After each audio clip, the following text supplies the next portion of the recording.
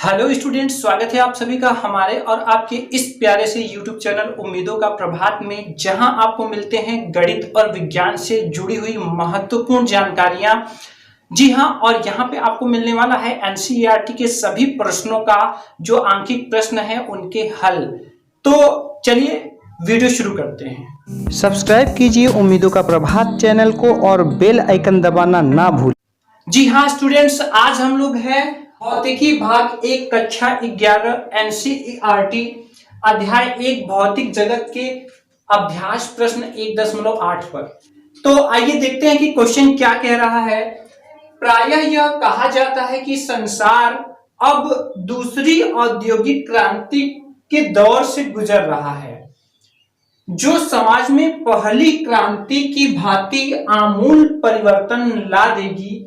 विज्ञान तथा प्रौद्योगिकी के उन प्रमुख समकालीन क्षेत्रों की सूची बनाइए जो इस क्रांति के लिए उत्तरदायी हैं।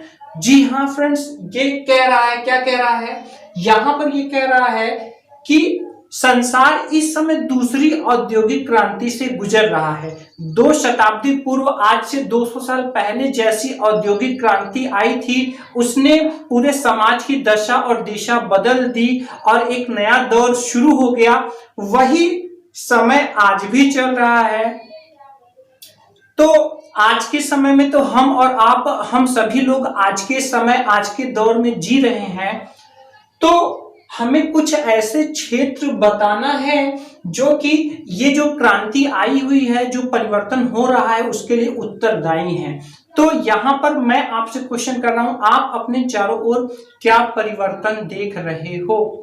जी हाँ, तो आज से अगर हम 1 या 2 दशक पहले जाएं तो मोबाइल फोन नहीं था, लेकिन आज देखिए कि संचार में, इंटरनेट में, मोबाइल में कितनी ज्यादा जो बढ़ोतरी हो गई है और बहुत सारे हमारे कार्य क्रियाकलाप जो है मोबाइल पर आधारित हो गए हैं। तो हम कह सकते हैं कि संचार क्षेत्र ने आज हमारे जीवन में आमूलचूल परिवर्तन ला दिया है। इसके बाद अगर हम बात करें तो दूसरा जो हमारा क्षेत्र है वो है कंप्यूटर। जी हाँ, कंप्यूटर तथा सुपर कंप्यूटर भी आज समाज में और दूसरी औद्योगिक क्रांति लाने में बहुत ही महत्वपूर्ण भूमिका निभा रहा है। आप देखिए कि कंप्यूटर से आज हर एक चीज हो रहा है, चाहे भवन की डिजाइनिंग हो, तमाम चीजें आज कंप्यूटर की ही मदद से हो रही हैं। तो कंप्यूटर क्षेत्र भी दूसरी औद्योगिक क्रांति के लिए बहुत ही महत्वपूर्ण भूमिका निभा रहा है। आगे अगर बात करें तो तीसरा जो है वो है बायो प्रौद्योगिकी। अब आप सोच रहे होंगे कि ये बायोटेक्नोलॉजी या बायो प्रौद्योगिकी क्या है। देखिए, ये बायो प्रौद्योगिकी में क्या होता है कि जैसे जैसे तमाम, आप देख लीजिए आज हमारी जो फसल है, तमाम जो है नई नई प्रजातियां पैदा हो रही, तो वो कैसे हो रही हैं? बीजों पर अनुसंधान किया जा रहा है कि कैसे आने वाली जो नई नस्ल है वो पुरानी नस्ल में ऐसे कौन से परिवर्तन किए जाए कि हमारा आने वाला जो नस्ल हो वो सुधरा हुआ हो। तो इस तरीके से बायो प्रौद्योगिकी भी आज हमारे समाज को में दूसरी औद्योगिक क्रांति, हमारे समाज को बदलने में और दूसरी औद्योगिक क्रांति लाने में एक महत्वपूर्ण भूमिका निभा रहा है।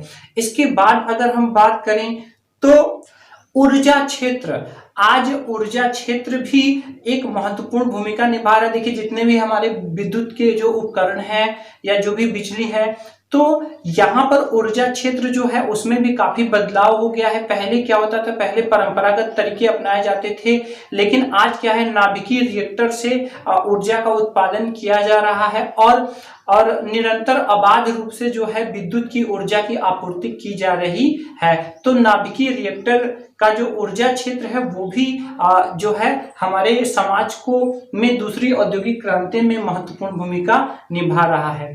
इसके बाद अगर हम बात करें तो अंतरिक्ष क्षेत्र। जी हाँ, अंतरिक्ष क्षेत्र में आज हमारी दूरदर्शिता और हमारा ज्ञान, हमारी पहुंच पहले की अपेक्षा बहुत ही ज्यादा हो गई है।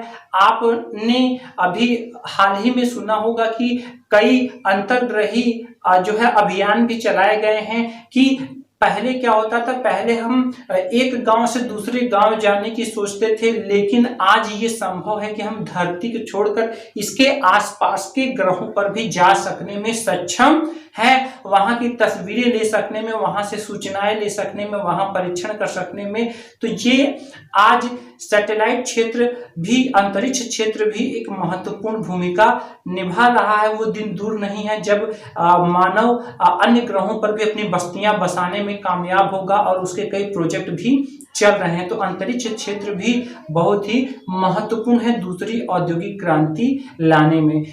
इसके बाद अगर हम बात करें तो कृषि क्षेत्र में जो मशीनीकरण हुआ है, जो नए नए तकनीकी का जो इस्तेमाल हो रहा है, आज से पहले की अगर बात की जाए तो तमाम घटक थे जो कि जैसे बारिश नहीं हुई तो पूरा समझ लीजिए कि पैदावार नहीं हो पाती थी फसलों की। लेकिन आज क्या है, जिस जमीन पर 1 गुना पैदावार थी, नए नए तकनीकी के इस्तेमाल से, नए नए मशीनों के इस्तेमाल से आज वहां 10 गुना ज्यादा वहां से पैदावार हो रही है और उसको भी बढ़ाने के प्रयास हो रहे हैं। तो ये कुछ महत्वपूर्ण क्षेत्र थे जो कि दूसरी औद्योगिक क्रांति यानी जिस समय में हम लोग जी रहे हैं उसमें परिवर्तन लाने में बहुत ही महत्वपूर्ण भूमिका निभा रहे हैं। अब आइए अपने हम इस आंसर को शब्दों में बांधते हैं।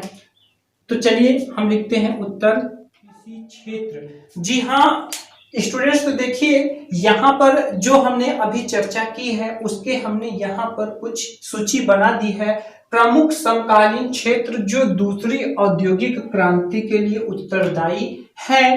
पहला संचार क्षेत्र, दूसरा कंप्यूटर क्षेत्र, तीसरा बायो प्रौद्योगिकी, चौथा ऊर्जा क्षेत्र, पांचवा अंतरिक्ष क्षेत्र, छठवां कृषि क्षेत्र। अगर आप गहराई से सोचेंगे तो इनमें बहुत से पॉइंट्स आपको मिल जाएंगे। आप चाहें तो अपना जो आंसर है उसको थोड़ा बड़ा भी कर सकते हैं, लेकिन जो ये क्वेश्चन जो पूछ रहा था वो हम लोगों ने कम शब्दों में बहुत ही आसानी से दे दिया है। तो मिलते हैं अगली वीडियो में नेक्स्ट क्वेश्चन के साथ। तब तक के लिए थैंक्स फॉर वॉचिंग।